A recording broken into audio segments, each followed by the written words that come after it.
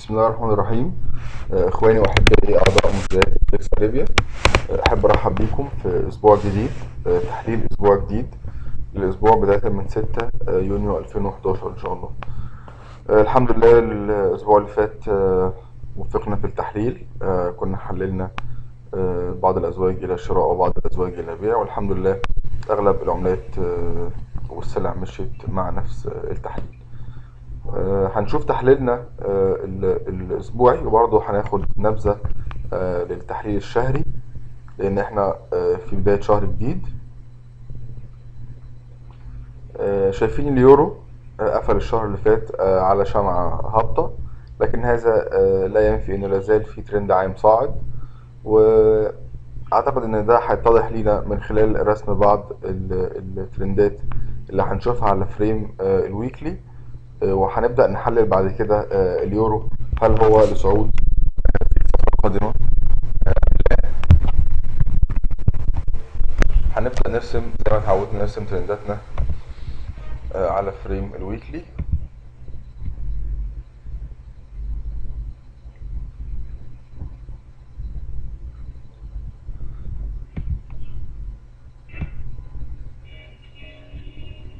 يمكن على فريم الويكلي ده يعتبر الترند الوحيد اللي احنا ممكن نقيس عليه حركة الزوج. اعتقد الترند ده بعيد جدا هيبقى ملوش لازمة خلال هذا الاسبوع.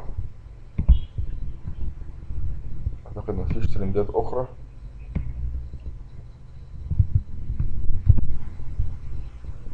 هنرسم الموفينج افريج بتاعنا 200 الاصفر وال100 الازرق.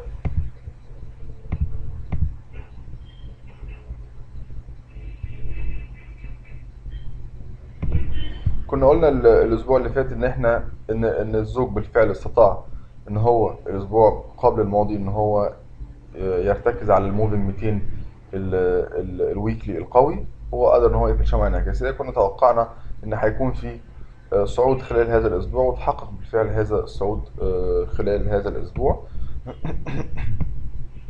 اعتقد ان احنا هنكون بصدد زيارة هذه القمة في خلال هذا الاسبوع. عندنا 3 شموع جنود 3 خضراء، ودي تؤدي الى استمرار الاتجاه الصاعد مرة اخرى. قدرنا بالفعل ان احنا نكسر الهاي بتاع الشمعة الهابطة الاسبوع الماضي وقفلنا فوقيه. قدرنا ايضا الاغلاق فوق القمة السابقة قدرنا ان احنا نقفل فوقيها. اعتقد ان احنا هيكون لنا زيارة عند هذا المستوى اللي هي عند مستويات 49 خلال هذا الاسبوع، عشان نكون 100% فيبوناتشي مرة اخرى، ونعود بعد كسر ال100% فيبوناتشي ان احنا يبقى لينا هدف الوصول حتى ال161 فيبوناتشي، وده هيكون هدف بعيد نسبيا. لكن لازال تحليلنا العام هو الصعود. لو رحنا على فريمات اصغر بحيث ان احنا نحاول نستشف الحركة، هنلاقي كان في هنا ترند سابق واتكسر على فريم الديلي، وهنا هنلاقي ان احنا هيبقى هنا عندنا مقاومة قوية عند مستويات 47. عند مستويات 47 هنراقب السعر لو قدر ان هو يقفل فوق الترند المكسور مرة اخرى، اذا هيبقى متوجه بالفعل الى القمة السابقة، وهنشوف هنتعامل معاها ازاي. اعتقد ان هيكون في كسر، ان احنا في ترند عام صاعد والكسر هيكون اقوى من الارتداد، لكن هذا لا ينفي ان احنا ممكن نجد بعض الهبوط بفعل عادة الاختبار الترند المكسور. اعتقد ده هنشوفه يوم الاثنين او الثلاث. هنشوف تصحيح متوقع من عادة الاختبار، وهنشوف برضو لو حصل اغلاق فوق 47 بشمع الديلي، يبقى هيبقى في عندنا دخول جيد شراء بالارتكاز على الترند المكسور وبهدف هنا مرة اخرى. لو الزوج هبط من عادة الاختبار، اعتقد ان احنا هيكون من الممكن ان احنا نستنى هبوط الزوج مرة اخرى، وان احنا ناخده من الترند الصاعد، هيكون ساعتها كمان اتحرك معانا الموفينج افريج 200 والموفينج افريج 100 بحيث يدينا قوة في الدخول.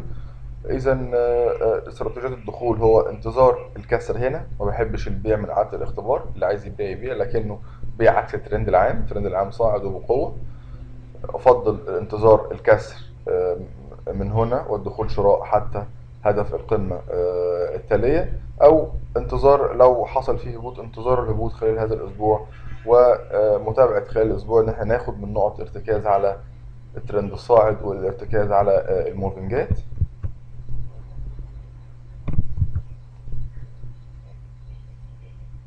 شايفين في قوة، طبعا ده بسبب خبر البطالة الامريكي اللي صدر يوم الجمعة وجه مخيب للأمان أدى إلى صعود اليورو دولار بهذا الشكل. هنروح على عملة أخرى وهي عملة الباوند. طبعا شايفين آخر 4 ساعات للباوند عاملة إزاي.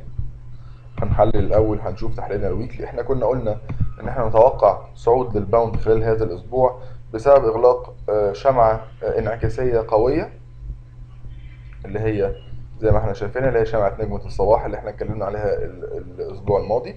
لكن حتى الآن لم يتم كسر هاي هذه الشمعة ولم تتأكد قوتها.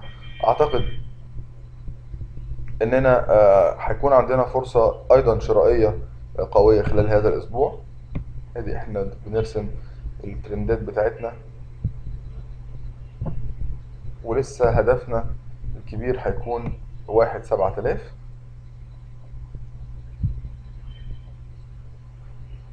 أو على الأقل القمة السابقة. هنرسم الموفنجات بتاعتنا.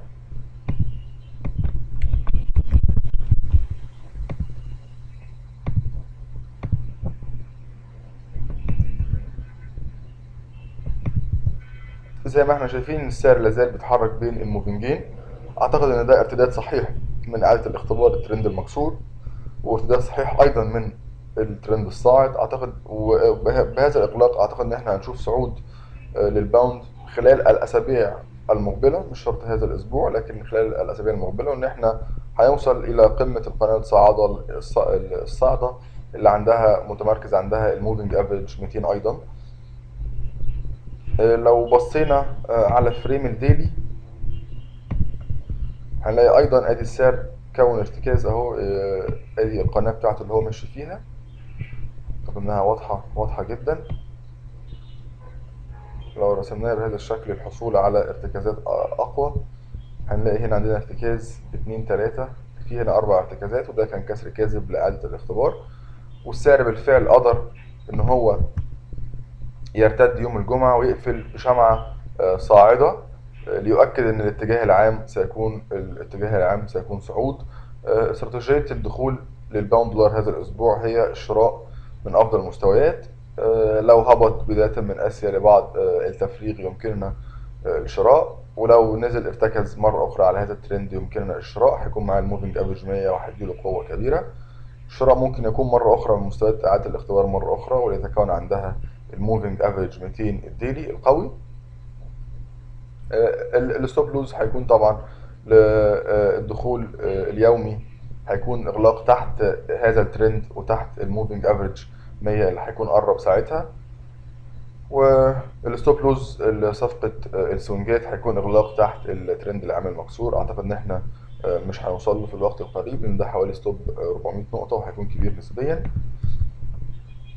إغلاق ال4 ساعات آخر الأسبوع مشجع جدا. شايفين شمعة قوية جدا صاعدة قدرت إن هي تكسر الموفينج افريج 200، وقدرت إن هي تكسر القمة السابقة، ومرتدة بقوة من الموفينج افريج 100. أعتقد الشراء من أي مستوى للباوند إعادة الاختبار، أعتقد إن هو هينزل يعيد الاختبار للموفينج افريج 200 على 4 ساعات، ويبدأ بعد كده في رحلة الصعود مرة أخرى. لو رسمنا هنا اعتقد ده هيكون هدفنا الاولي للباوند عند مستويات 6500. دي مستويات قريبه نسبيا، احنا ممكن ناخد الشراء من عند 6400 وبهدف 6500، وبعد كسر هذا الترند المكون على ال4 ساعات يمكننا الشراء مرة أخرى بعد الكسر القمة والترند وبهدف القمة السابقة اللي هي 6700، واللي احنا بنأمل إن احنا نصلها في خلال هذا الأسبوع. أعتقد إن شمعة الغد ستكون صاعدة، وشمعة هذا الأسبوع أيضا أعتقد إنها ستكون صاعدة وصاعدة قوية إن شاء الله. هنشوف عملة أخرى وهي الدولار ين. الدولار ين زي ما احنا شايفين هو في ترند عام هابط. على تحليل فريم الشهري أغلقت شمعة دوجي بالنسبة لي لا يوجد لها أي معنى إلا بعد كسر القاع بتاعها. يبقى عندنا مستوى 79.50 هو المفتاح. لو كسر هذا القاع فإنه هيكون كسر لود دوجي، وهيكون عندنا هبوط مستمر مرة أخرى للدولار ين. في كل الأحوال اتجاه الزوج هو هابط. لا أنصح إطلاقا بالتعامل على أزواج الين، حيث أن الدولار ين شايفين هبوط واليورو والباوند متوقعين صعود. فهذا يعني أن أزواج الين ستعاني من حركة متذبذبة خلال هذا الأسبوع.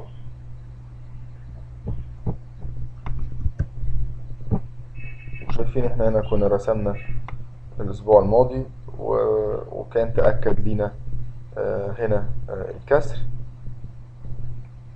فعلا كان في كسر، وكسر اللو السابق المسجل زي ما قلنا عن 79.50 سيمكننا البيع مرة أخرى وبهدف القاع السابق.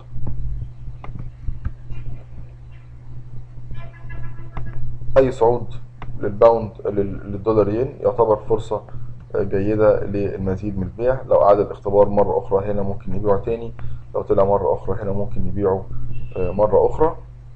الدولار ين للبيع وفقط. كل قدامه عدة مستويات قوية جدا، البيع من هنا أو البيع من هنا أو البيع من كسر لو السابق عن 79.55. الموفنجات زي ما احنا عارفين كلها في السماء. شايفين اللي هو بيتداول في اتجاه قوي وعنيف، وحتى الموفنجات بعيدة جدا عليه وهو مش قادر ان هو يوصل لها. اغلاق الويكلي اغلاق سلبي، اغلاق يؤكد على المزيد من هبوط هذا الاسبوع للدولار ين. هنشوف الدولار فرانك،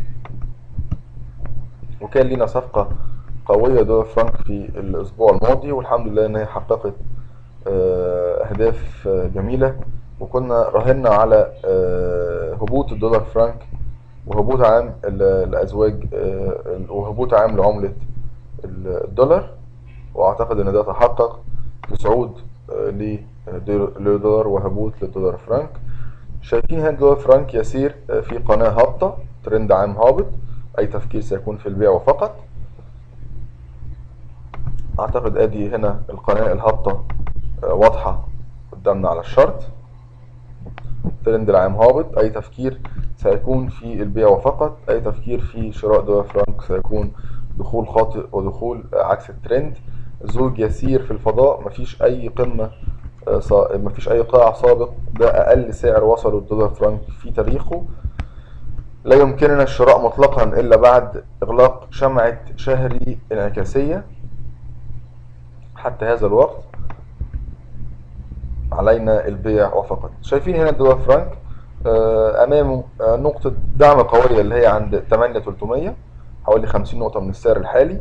والنقطة دي هنراقب حركة السعر عندها هيكون عامل ازاي.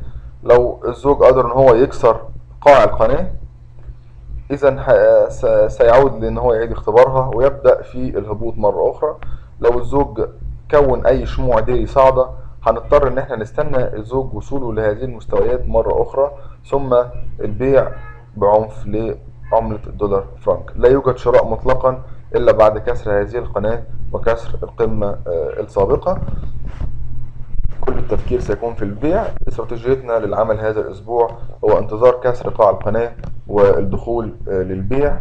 اعتقد ان ده هيتحقق. اي صعود ممكن البيع مرة اخرى من اعادة الاختبار للقاع المكسور، او مرة اخرى من قمة او من الضلع العلوي للقناة الهابطة على الدولار فرانك. برضو نفس الوضع، الموفنجات كلها بعيدة.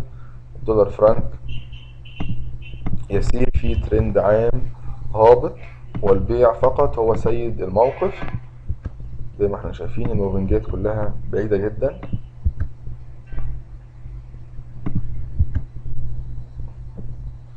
هنشوف عملة أخرى وهي عملة اليورو باوند.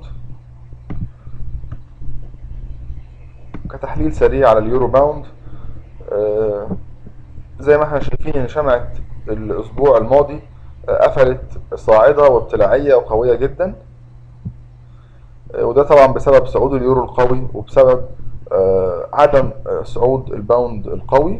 فده أدى طبعا إلى آه، إلى صعود اليورو باوند. شايفين هنا كان في عدة اختبار رائعة لليورو باوند في الأسبوع الماضي. أعتقد ده يدينا فكر إن اليورو سيكون ليه صعود أقوى من الباوند، أو إن الباوند قد يهبط واليورو قد يصعد.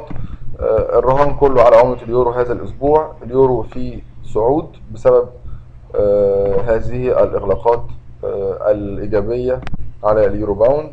هدفنا هتكون على التوالي القمة السابقة والقمة التالية والقمة التالية. أعتقد إن احنا هنشوف صعود قوي لليورو باوند هذا الأسبوع. أي هبوط اليورو باوند هتكون فرصة جيدة جدا للمزيد من الشراء. ترند عام صاعد،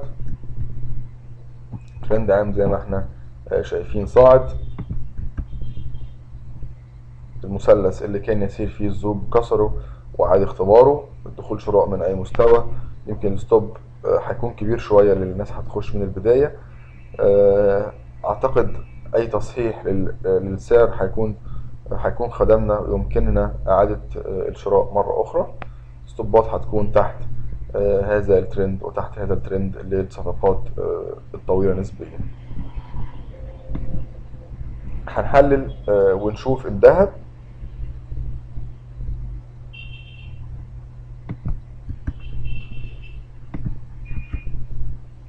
زي ما تأكدنا ان الذهب لا يزال يسير في اتجاه عام قوي صاعد، ولا زال الترند العام الصاعد بتاعه صامد جدا. اغلاق الويكلي الاسبوع اللي فات كان شمعة تسريع خضراء. بعد شمعتين خضر اعتقد اننا هيكون لنا زيارة مرة اخرى وقربت جدا للقمة السابقة، وهنشوف كسر القمة السابقة. واعتقد ان احنا هيكون في صعود للذهب هذا الاسبوع. الهبوط مرة أخرى سيكون فرصة طيبة لإعادة الشراء من عند مستويات 1500. الصعود سيكون فرصة أيضا طيبة للشراء فور كسر القمة السابقة. لا أميل نسبيا إلى شراء الذهب بسبب ارتفاع سعره، شراء الذهب الحي بسبب ارتفاع سعره. وأي هبوط سيكون فرصة للشراء. لو صعد لن أقوم بشراء أي جرامات من الذهب، وسأنتظر لو في أي هبوط إن أنا أخده من سعر أفضل. تحليلنا هو الصعود ولا شك. ممكن الهبوط للارتكاز هنا، لو كسر هنا هيبقى فيه هنا ارتكاز هنا، ودي تبقى مستويات رائعة للشراء عند مستويات 1400. هنشوف الفضة اللي ما أدتش بقوة خلال هذا الأسبوع، وأغلقت على شمعة هابطة. احنا يمكن عندنا صفقة شراء للفضة لأهداف بعيدة نسبيا كنا أخدناها بعد الإغلاق اللي كان واضح عندنا الأسبوع الماضي. لا زالت الاتجاه العام هو الصعود، الترند العام صاعد.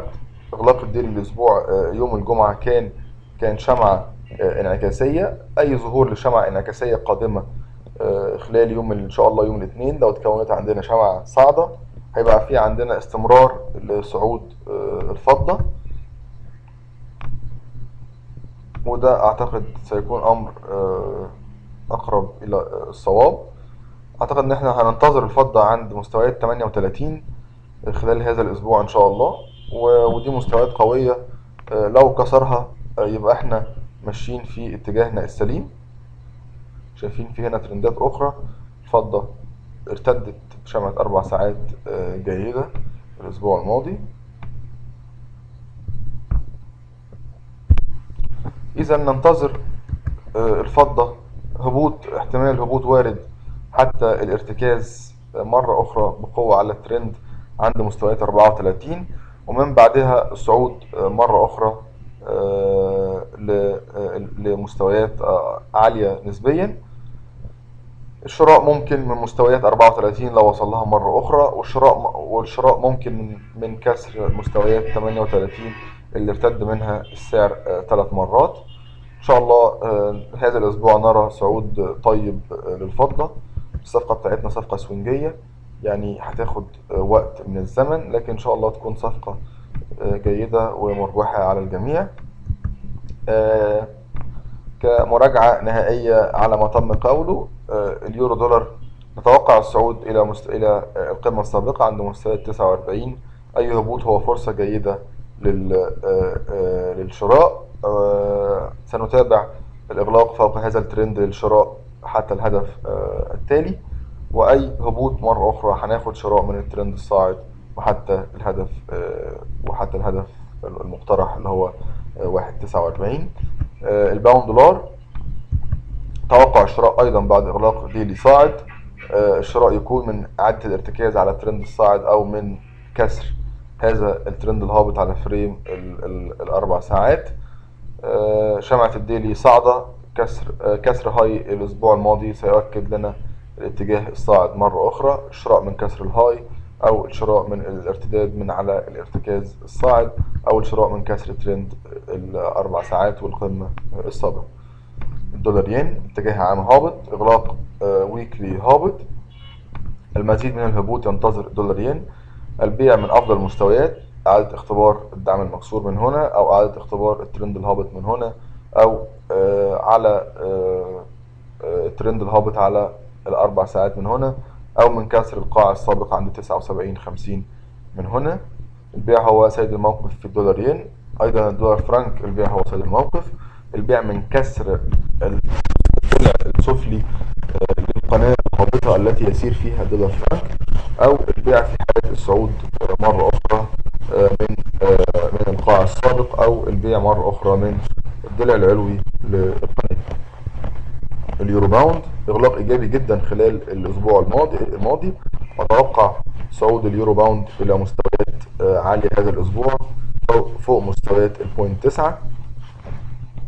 أعتقد أننا الشراء أفضل من أي مستويات لليورو باوند بعد هذا الإغلاق الجيد. أي هبوط لليورو باوند سيكون فرصة طيبة للشراء. الشراء سيكون من أفضل مستويات الصعود، والستوب سيكون تحت الترند المكسور أو تحت الترند الصاعد والمكون لطرفي المثلث. الذهب صعود متوقع للذهب بعد إغلاق ويكلي تسريعي. الشراء إذا في حالة إعادة الارتكاز على هذا الترند، أو في حالة كسر القمة السابقة. في حالة كسر هذا الترند سيتم الانتظار حتى مستويات 1400 للشراء مرة أخرى. الفضة اقتراح أيضا بالصعود على عملة الفضة خلال هذا الأسبوع. إغلاق ديلي انعكاسي، ننتظر إغلاق يوم الاثنين صاعد، وسيكون صعودا طيبا للفضة خلال هذا الأسبوع. الشراء من كسر الهاي المسجل عند 38.20، أو من إعادة الارتكاز مرة أخرى على الترند الصاعد عند مستويات 34. بكده نكون انتهينا من تحليلنا الشهري والأسبوعي للعملات. أتمنى يكون التحليل أفادكم، وإن شاء الله هنتابع سويا التحليلات على منتدانا الجميل FX أريبيا.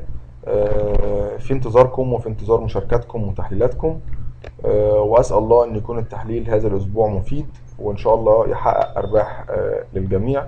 شكرا لكم حسن استماعكم، والسلام عليكم ورحمة الله وبركاته.